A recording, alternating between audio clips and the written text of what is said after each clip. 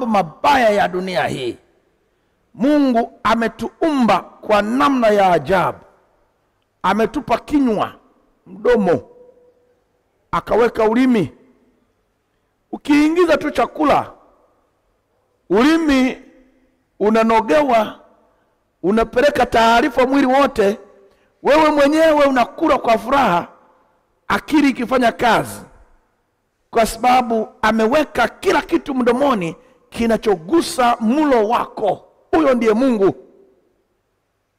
Na sehemu zingine za mwili kama za kutolea uchafu, ile ya mwisho kabisa kwenye rectum, ameweka pia viashiria. Mwili ukiwa na mzigo mzito, nimeeleweka. Mwili ukiwa na mzigo mzito, hiyo sehemu ya kutolea uchafu inakupa viashiria.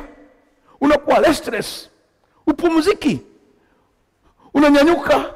Ukikuta sehemu ya kutolea uchafu watu wako wengi, na miguu inaanza kukuambia toa uchafu. Sasa ni nani aliyedanganya wanaume fulani kwenda kutumia eneo hilo kama la uzazi?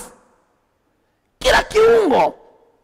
Kwa hizi kazi mbovu, baba mzima na akili timamu, unakwenda kutazama, lugha ngumu nitaitumia, unaenda kutazama unyeo kama sehemu ya mke. Haya mambo haya yana kiongozi wake. Unyeo, sehemu ya kunyea uchafu. Wewe una akili nzuri wewe. Haya mambo